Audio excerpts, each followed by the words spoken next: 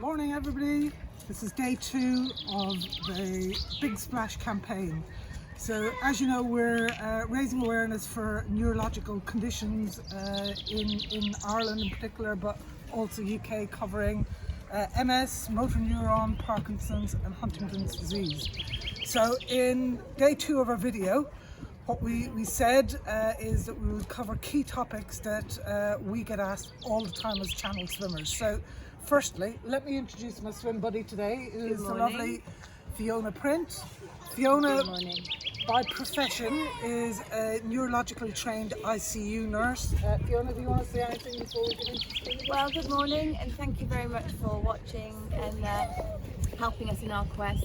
I've looked after many people suffering from all these neurological conditions that we are raising money for. So yeah, anything you can give will be very welcome. Thank you.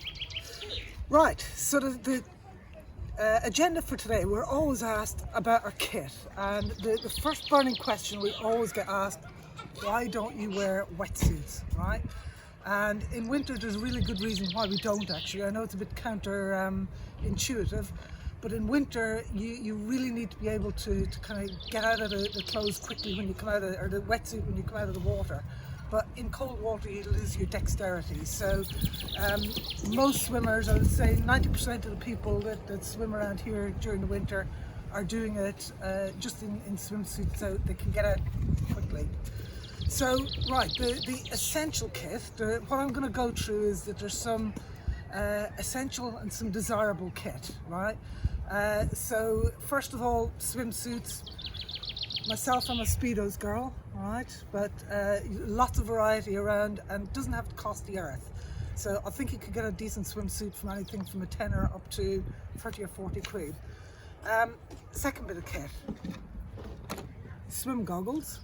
So I'm a Zog Predator girl, and again, I would kind of say when you're buying them, first off, splash out a bit. These were about 30 quid at the time. I have them about 4 or 5 years, but they've gone the distance.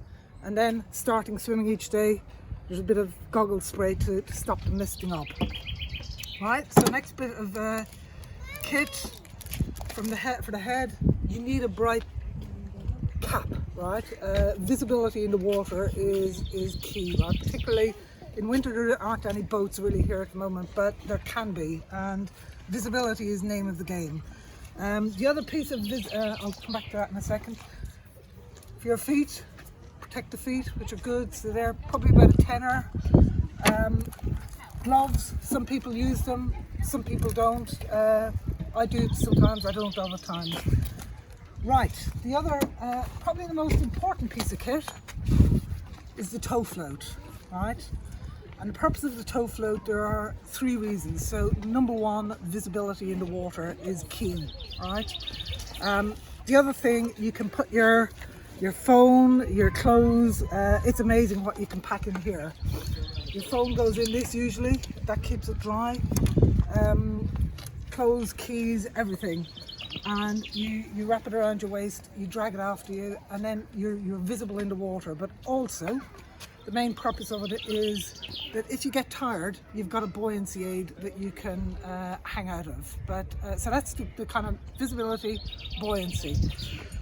So that's when you get into the water. What about when you get out of the water? Getting dressed, or undressed really, and dressed quickly is the name of the game. So it's all layers. So for instance, I'm not going to strip off. Matches my t-shirt today. So I've got a pair of Dunstores, Better Value beats them all, pajama legs, fleecy ones. Tracksuit legs over it.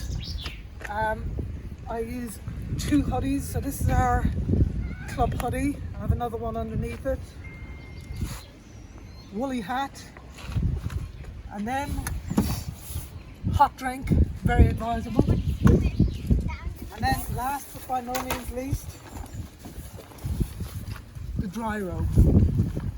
Desirable, not necessarily mandatory, right? And then the other final bit of kit that's again desirable, highly desirable, Garmin watch, right? So a lot of swimmers use these for mapping their swims, their the stroke rate, distances, and you can do other cool stuff like literally map your swim in the river on the map. So that was all we were going to cover really in today's session. Myself and Fiona are going to walk about half a mile up the river, and we will see you on the other side. And also you will be meeting Melanie Cunningham from MS Ireland for her little 1 minute spiel. So thank you for joining us today. Thank you very much. And we look forward to catching up tomorrow.